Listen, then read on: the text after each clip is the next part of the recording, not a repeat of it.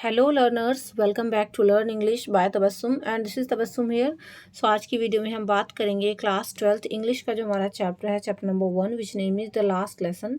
तो ये हमारा फर्स्ट लेसन है जिसका नाम ही है द लास्ट लेसन। तो उसकी समरी मैं यहाँ पर आपको बताने वाली हूँ एंड बहुत ही ईजी वे में हम इसको पढ़ेंगे, हिंदी प्लस इंग्लिश दोनों तरीके से। दैट मीन्स यहाँ पर आपको इसकी बहुत ही सिंप्लीफाइड इंग्लिश मिलने वाली है। साथ ही साथ हम इसका ट्रांसलेशन भी देखेंगे कि चैप्टर की स्टोरी क्या है, इसके अंदर क्या कहानी है एंड ईजी वे में आप इसको कैसे समझ सकते हो।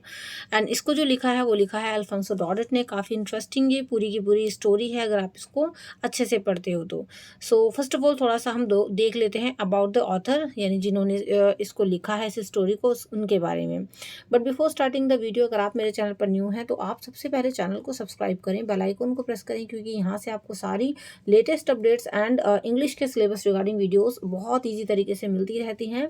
एंड हाँ, don't forget to like and share this video also. Bell icon को ज़रूर दबाएं और साथ ही साथ वीडियो को लाइक और शेयर ज़रूर कर दें।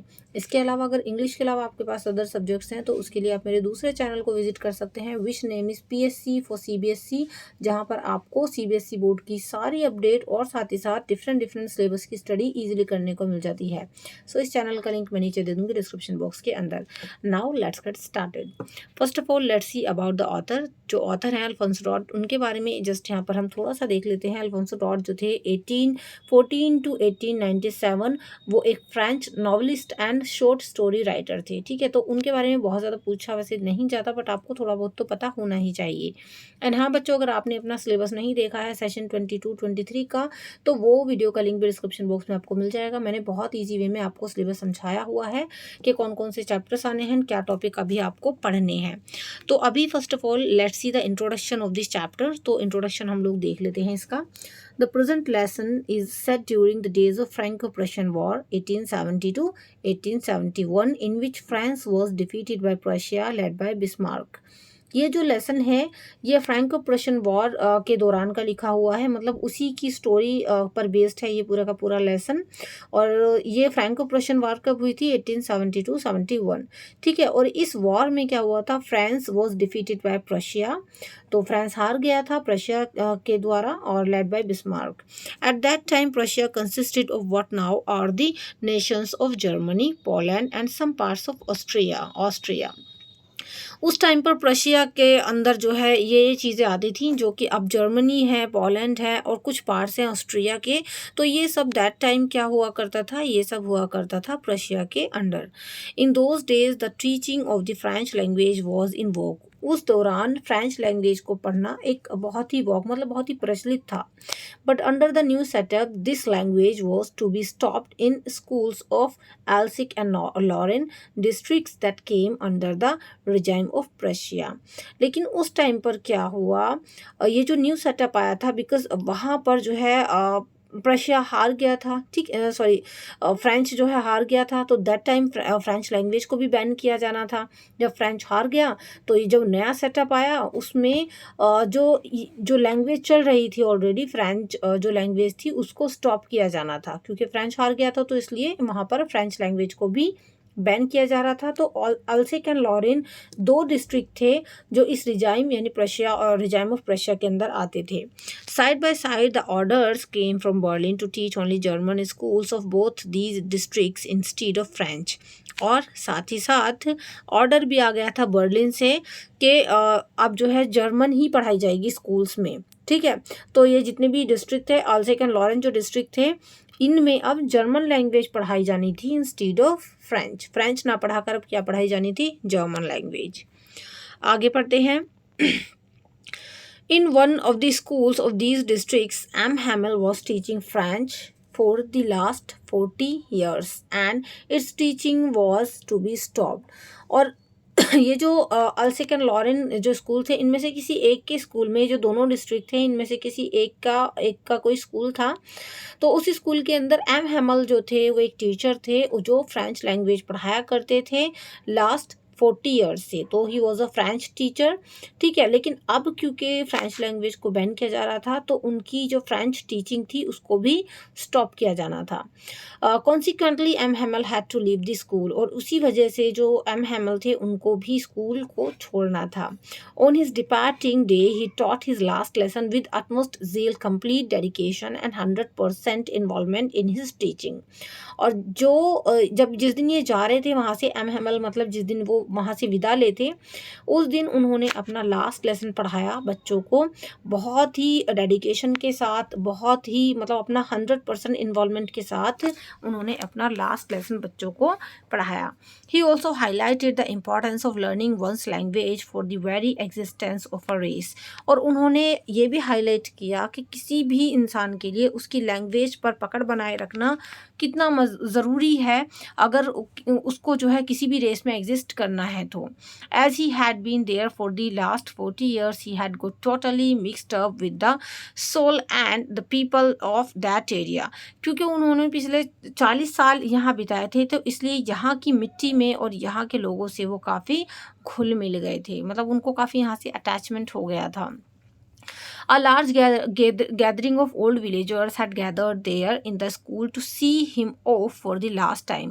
और काफ़ी मात्रा में, काफ़ी संख्या में लोग जो है, स्पेशली गांव के जो लोग थे, विलेजर्स थे, वो इकट्ठा हुए और उनको लास्ट डे वो गुड बाय करने के लिए आए। जैसा होता है जब कोई जा रहा होता है तो सब इकट्ठा होकर मतलब उसको गुड बाय करते हैं, तो सब उनको सी ऑफ करने आए थे।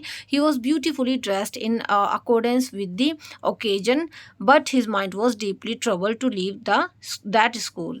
तो आज एम हैमल का लास्ट लेसन था एंड उनकी लास्ट क्लास थी, तो वो उसी हिसाब से बहुत अच्छे से ड्रेसअप होकर के आए थे, लेकिन उनका जो माइंड था वो बहुत ज़्यादा ट्रबल था, क्योंकि मतलब परेशान था उनका दिल दिमाग, क्योंकि उनको स्कूल को छोड़ना था। In this way, this lesson depicts the importance of one's own language for the very existence of a race. No one had hand and the heat-breaking pain as well as heartfelt emotion in the mind of M. Hamel। और इस तरीके से ये lesson हमें बताता है कि किसी भी इंसान के लिए उसकी लैंग्वेज पर होल्ड बनाकर रखना कितना इम्पॉर्टेंस होता है किसी भी रेस की एग्जिस्टेंस के लिए। और किसी भी इंसान के लिए हार्ट ब्रेकिंग हो जाता है और जब कोई भी इमोशन उसके माइंड में चल रहा हो, उसके दिल में चल रहा हो, तो फिर कहीं ना कहीं वो उससे अटैच ही रहता है इंसान। Now let's see the characterization in this story. तो कौन कौन से कैरेक्टर्स हैं जिनके इर्द गिर्द ये कहानी घूमेगी। अभी मैंने बहुत शॉर्ट में आपको ये सारा कुछ लेसन बताया है, जिससे आपको एक ओवरव्यू काफ़ी अच्छा खासा मिल गया होगा कि क्या है इस लेसन में। Now let's see the complete story with the characters. तो कैरेक्टर्स जो है जिस स्टोरी के अंदर वो हैं, first of all M Hamel, जो कि बहुत ही इंपॉर्टेंट जो है कैरेक्टर है इस स्टोरी में। एम हैमल है एक टीचर ऑफ फ्रेंच लैंग्वेज, ठीक है, वो एक टीचर है फ्रेंच लैंग्वेज के। उसके बाद जो दूसरा इंपॉर्टेंट कैरेक्टर है वो है फ्रांस। फ्रांस जो है एक स्कूल स्टूडेंट है, छोटा बच्चा है वो भी। ओल्ड होजर ये एक विलेजर का नाम है, तो एक विलेजर है वो। इसके अलावा some important people of the village like former mayor, former postman and several others. कुछ अलग लोग भी हैं जो भी इंपॉर्टेंट पीपल हैं मतलब विलेज के, जैसे कि फॉर्मर मेयर हो गया, फॉर्मर पोस्टमैन हो गए एंड सेवरल अदर्स भी थे। इसके अलावा सम स्टूडेंट्स हैं क्लास के अंदर जो बैठे हुए हैं, and sister of M Hamel, जिनका बस एक ही बार इसमें जो है नाम आया है, ठीक है, इस पूरे लेसन में। So these are the characters of this story. Now let's see the complete summary of the chapter. I hope आपको अभी तक का सब कुछ समझ में आ गया होगा। If you like this video so make sure इसको लाइक ज़रूर करें, चैनल को सब्सक्राइब कर लें, ताकि इसके most important question with answers भी मैं आपके साथ शेयर कर सकूँ एंड आपको तुरंत वो वीडियो भी मिल जाए। चलिए समरी देख लेते हैं फटाफट से हम लोग। इसकी समरी है, little Franz late for school. जब ये कहानी स्टार्ट होती है तो इसमें एक छोटा बच्चा है, स्टूडेंट है एक छोटा, जिसका नाम है फ्रांस। तो फ्रांस जो है मॉर्निंग का टाइम है, स्कूल के लिए लेट है आज वो। The narrator little France was a student of school. जो नैरेटर है मतलब जिसने इस पूरी कहानी को नरेट किया है, जो नरेटर है वो लिटिल फ्रांस है, तो स्कूल का स्टूडेंट है। और उस सुबह क्या हुआ, जिस सुबह की उसने कहानी बताई है कि वो स्कूल के लिए बहुत लेट चला, ठीक है, वो लेट हो रहा था। Consequently, he was in a great dread of being scolded by his teacher M. Hamel for not knowing the first word of on participles because he was to be asked questions from this topic। और late तो था ही friends, साथ ही साथ वो बहुत डरा हुआ था बिकॉज आज जो है उसके जो क्लास टीचर थे एम हैमल, एम हेमल जिनका मतलब लास्ट क्लास थी आज एम हेमल की, तो क्योंकि उन्होंने बच्चों को पार्टिसिपल्स के ऊपर कुछ क्वेश्चंस दिए हुए थे कि मैं तुमसे पूछूंगा, लेकिन जो फ्रांस था उसको पार्टिसिपल्स का पी भी नहीं पता था, उसको कुछ भी नहीं पता था कि हाँ मुझे क्या सुनाना है, क्या लर्न करना है, उसको नहीं पता था। तो इसलिए वो डरा हुआ था कि एक तो मैं लेट हूँ और ऊपर से मुझे जो है पार्टिसिपल्स के बारे में भी कुछ नहीं पता। सेकंड जो हमारा पॉइंट है, यहाँ से देखो मैं अलग अलग हेडिंग्स में आपको दिखा रही हूँ, यहाँ से आपके question answer, short question, long question easily बन जाते हैं। Crowd at the town hall. जब देखो फ्रांस रास्ते में जा रहा था तो उसने भीड़ देखी टाउन हॉल के सामने। जब रास्ते में वो जा रहा था स्कूल के, so Franz pass the town hall, Franz जो है वो टाउन हॉल के सामने से गुजरा। There he saw a crowd in front of the bulletin board reading some news at this had been the place of attaining the news और orders from Berlin for the last 2 years। तो जब वो जा रहा था निकल के, तो उसने देखा कि टाउन हॉल के सामने काफ़ी भीड़ लगी हुई थी। वहाँ पर एक बुलेटिन बोर्ड था जिस पर पिछले 2 सालों से जितनी भी बैड न्यूज़ हुआ करती थी वो वहीं पर आती थी। तो सब लोग ना भीड़ इकट्ठी होकर के उस बुलेटिन बोर्ड पर जो न्यूज़ थी उसको पढ़ रहे थे। और पिछले 2 सालों से ऐसी होता था कि जो भी बर्लिन से ऑर्डर आया करते थे या फिर कोई भी कुछ भी ऐसी न्यूज़ होती थी तो लोग वहीं से पढ़ते थे। तो फ्रेंड्स बहुत क्यूरियस था कि आज आखिर ऐसी क्या खबर आई होगी जिसको लोग पढ़ रहे हैं। सो नाउ लेट्स सी कि क्या खबर थी वो हम अभी देख लेते हैं। अनयूजुअल काम एट स्कूल, ठीक है। तो यहाँ पर थोड़ा सा भी सस्पेंस है कि वो खबर क्या थी। अभी यहाँ देखते हैं कि फ्रांस स्कूल की तरफ बढ़ा। स्कूल के अंदर जैसे ही वो मतलब एंट्री कर रहा था तो एट दैट मोमेंट उसने देखा कि बहुत ही ज़्यादा शांति थी आज स्कूल के अंदर। यूजुअली ऐसा नहीं होता, आपको पता है। Usually there use to be a great hustle and bustle when the school begin. आमतौर पर क्या होता है जब कोई भी स्कूल शुरू होता है, और या फिर फ्रांस का स्कूल था, तो काफ़ी चहल पहल, हसल बसल मीन्स काफ़ी चहल पहल हुआ करती थी। But that day everything was quite like Sunday morning. लेकिन उस दिन सब कुछ इतना ज़्यादा क्वाइट था जैसे कि संडे मॉर्निंग में होता है। On the other days the opening and closing of desk and lessons repeated loudly in unison created a lot of commotion. Normally क्या होता था नॉर्मली दिनों में क्या होता था कि जब फ्रांस स्कूल में एंट्री करता था तो उसको डिफरेंट डिफरेंट टाइप के साउंड्स सुनाई देते थे। जैसे कि बच्चे डेस्क को ओपन करते हैं, लेसन्स को रिपीट करते हैं, ठीक है। कुछ ना कुछ एक्टिविटीज़ होती रहती हैं जिसकी वजह से पता चल जाता है कि हाँ स्कूल चल रहा है। The noise of the teachers great ruling rapping on the table. इसके अलावा जो टीचर्स होते हैं वो अपने रूलर को रैप करते रहते हैं टेबल के ऊपर, है ना, मारते हैं ऐसे धप धप करके। तो ये सारी चीज़ें ना आज मिसिंग थी। So there was silence on that day, इसलिए आज बहुत ज़्यादा साइलेंस था उस दिन। Through the window Franz saw his classmates sitting in their places and his teacher was passing up and down. तो विंडो से फ्रांस ने ये देखा कि उसके जो अदर क्लासमेट्स थे वो ऑलरेडी अपनी अपनी डेस्क पर बैठे हुए थे और सब कुछ बहुत ज़्यादा शांत था, ठीक है। और जो टीचर थे वो भी क्लासरूम में ऐसे ही चक्कर लगा रहे थे। He was afraid to enter the school but nothing happen like that. वो डरा हुआ था कि भाई मैं क्लास में कैसे जाऊँ, सब बच्चे तो पहले ही बैठे हुए हैं अपनी डेस्क पर। बट लेकिन वो अंदर चला गया और उसके बाद भी ऐसा कुछ नहीं हुआ जैसे उसको डर लग रहा था। M Hamel saw him and asked him kindly to take his seat. M Hamel ने उसको देखा और बोला प्यार से कि तुम जो है अभी अपनी सीट पर आराम से बैठ जाओ। नेक्स्ट पॉइंट है बच्चों, the whole school strange and solemn. ठीक है, देखो अगर आपको इसकी पीडीएफ चाहिए तो पीडीएफ मैं टेलीग्राम पर शेयर कर दूंगी। टेलीग्राम का लिंक नीचे आपको डिस्क्रिप्शन बॉक्स में मिल जाएगा, जहां से आपको इसके इंपॉर्टेंट क्वेश्चन आंसर्स भी मिल जाएंगे एंड ये पीडीएफ भी आपको मिल जाएगी। चलिए हम लोग अभी देख लेते हैं कि आज स्कूल बहुत ज़्यादा शांत था और बहुत ही स्ट्रेंज लग रहा था। सो इसमें है कि Franz sat down at his desk and got over his fright. तो फ्रांस अपनी डेस्क पर आकर बैठ गया और उसने अपने डर पर थोड़ा सा काबू पाया। He saw his teacher in beautiful green coat, a frilled shirt and a little black cap on his head. उसने देखा कि जो उसके टीचर थे आज उन्होंने ब्यूटीफुल ग्रीन कोट पहना हुआ था, एक फ्रिल्ड शर्ट पहनी हुई थी और लिटिल ब्लैक कैप ओढ़ा हुआ था अपने सिर पर। और besides the whole school seem so strange and solemn. और इसके अलावा ना पूरा स्कूल बहुत ही स्ट्रेंज लग रहा था, बहुत ही शांत लग रहा था। बट फ्रांस जो है वो बहुत ज़्यादा सरप्राइज था विलेजर्स को देख के, क्योंकि जो बैक बेंचेस थी क्लासरूम की वहाँ पर कुछ गांव के लोग भी बैठे हुए थे।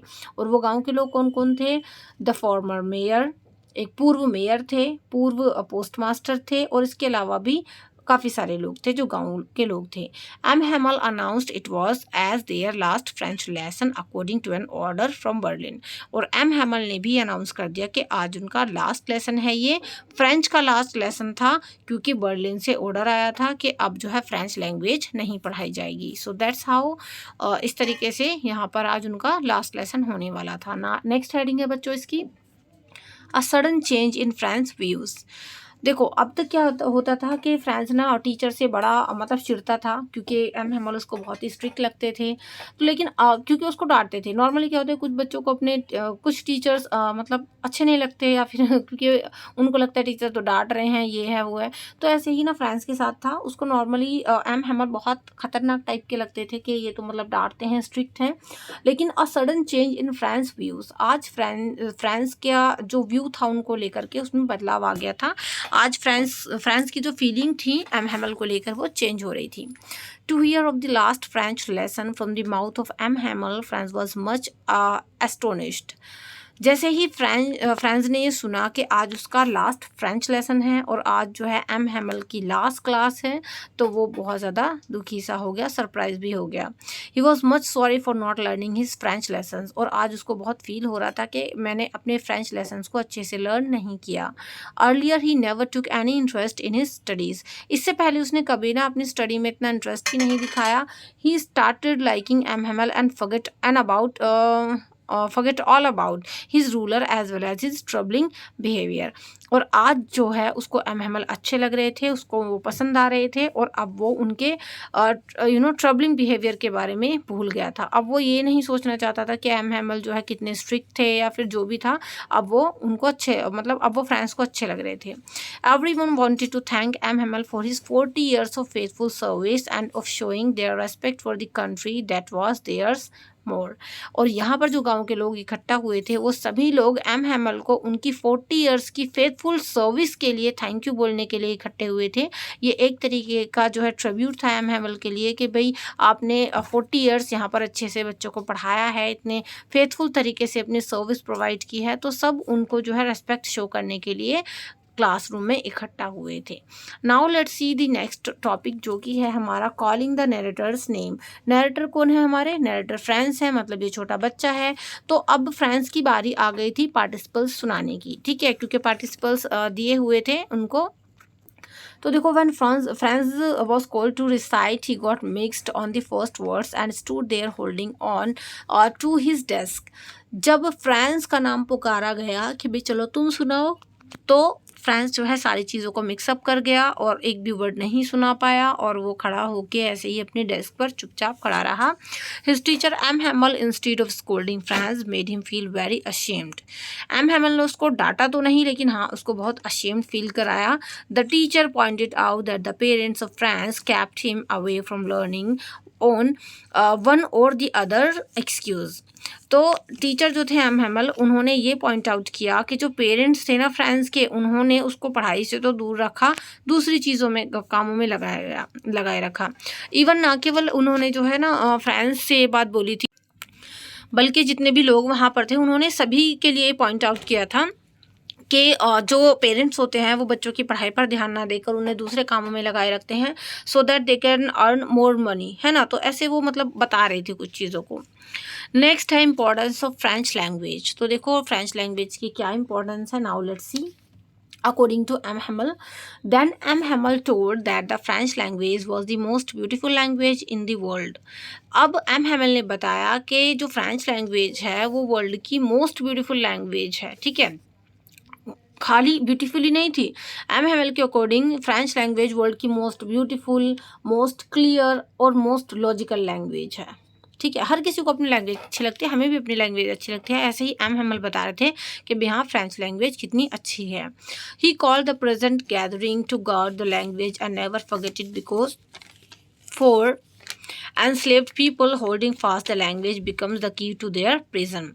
उन्होंने वहाँ के लोगों को ये बताया कि अपनी लैंग्वेज पर पकड़ बनाकर रखना कितना ज़रूरी होता है, क्योंकि अगर किसी भी देश को आप गुलाम बनाना चाहो तो फर्स्ट ऑफ ऑल आप उसकी लैंग्वेज को मतलब वहाँ से फिनिश कर दो या ख़त्म कर दो।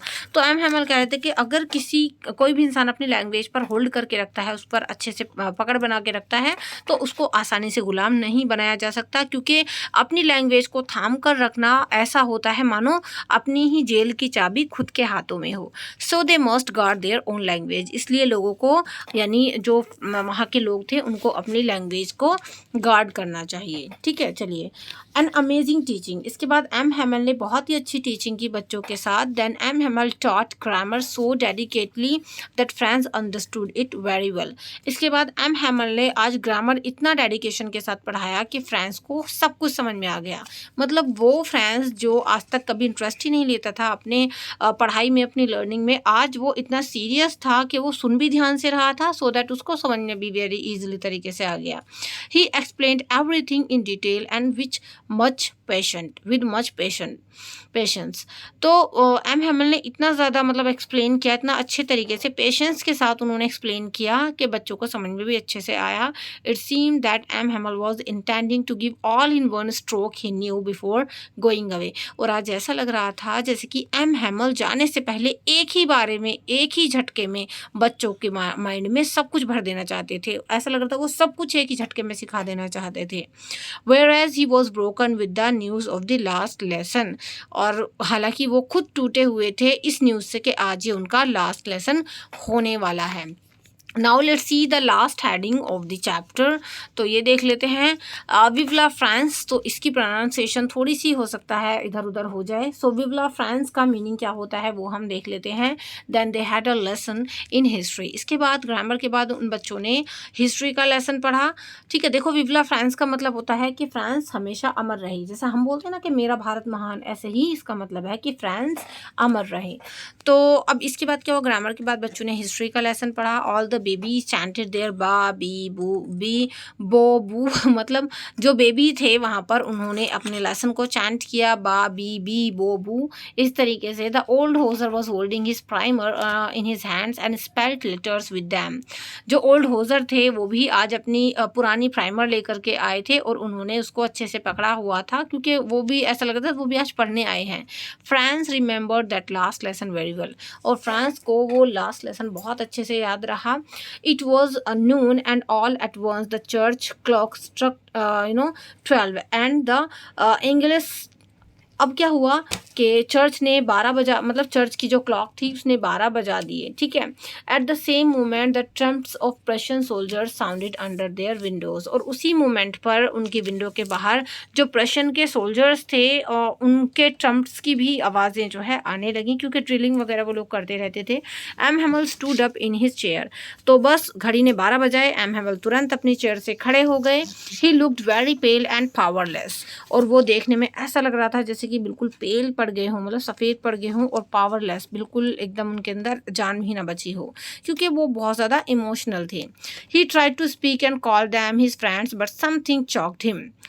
वो कुछ कहना चाहते थे एम हैमल, क्योंकि लास्ट लेसन फिनिश हो गया था, उनके जाने का टाइम हो गया था, 12 बज गए थे, तो अपनी कुर्सी से वो खड़े हो गए। उनको कुछ कहना था, वो कुछ कहना चाहते थे और बच्चों से कहना चाहते थे, अपने मतलब माय फ्रेंड्स ऐसा कुछ बोलना चाहते थे, बट किसी चीज़ ने ना उनका गला रोक लिया। ऐसा नहीं किसी ने पकड़ लिया, इमोशनल्स की वजह से, क्योंकि उनको ना थोड़ा रोना आ रहा था इसलिए। Then he turn to the blackboard, took a piece of chalk and with all his might he wrote as large as he could विवला फ्रांस। इसके बाद वो खड़े हुए, ब्लैक बोर्ड की तरफ टर्न हुए, उन्होंने एक चौक का टुकड़ा उठाया और जो जितना भी हिम्मत थी उन्होंने उसको जुटा करके एकदम बड़ा सा लिख दिया ब्लैक बोर्ड के ऊपर, विवला फ्रांस, मतलब फ्रांस हमेशा अमर रहे, ऐसा उन्होंने लिख दिया। ठीक है, कुछ बोल तो पाए नहीं। Then without uttering a word he leaned against the wall and made a gesture with his hand. उसके बाद बिना एक वर्ड बोले उन्होंने अपने हाथ के इशारे से ही बच्चों को एक तरीके से इशारा कर दिया that school is dismissed, you may go, कि आपका स्कूल ख़त्म हुआ, आप जा सकते हो। Thus M. Hamel taught his last lesson very dedicatedly, but he was deeply overcome by a strong emotion. इस तरीके से एम हैमल ने अपना लास्ट लेसन बहुत ही डेडिकेशन के साथ पढ़ाया और he was deeply overcome bye a strong emotion. इस तरीके से एक बहुत ही स्ट्रॉन्ग इमोशन से वो ओवरकम हुए।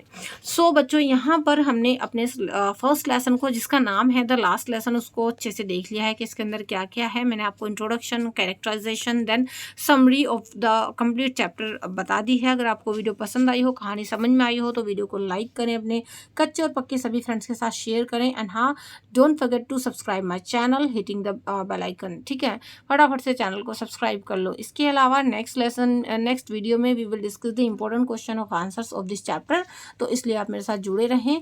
एंड हाँ, ये कहानी आपको कैसी लगी है? क्या आपके माइंड में भी इस कहानी को लेकर के कुछ ऐसी मेमोरीज जुड़ी हुई हैं? क्या आपके साथ भी कभी ऐसा हुआ हो कि कोई टीचर आपसे डिपार्ट होकर के गए हों, आपसे जो है बिछड़ कर गए हों? तो आप मेरे साथ अपना एक्सपीरियंस ज़रूर शेयर करिएगा कमेंट सेक्शन में, that how did you feel at that time. And हाँ, अगर आपने अपना सिलेबस नहीं देखा है तो सिलेबस की वीडियो का लिंक भी डिस्क्रिप्शन बॉक्स में मिल जाएगा। बाकी अदर सब्जेक्ट्स मैं आपको पढ़ा रही हूँ, हमारी पूरी team PSC for CBSE channel पर। तो पीएससी फॉर सीबीएसई चैनल का लिंक डिस्क्रिप्शन बॉक्स में दिया गया है। ये पीडीएफ मैं आपको टेलीग्राम पर शेयर कर दूंगी, जिसका लिंक भी डिस्क्रिप्शन बॉक्स में अवेलेबल है। चलिए, do like, share, comment and subscribe. See you in the next video. Till then be a learner and learn English. Thank you and good bye.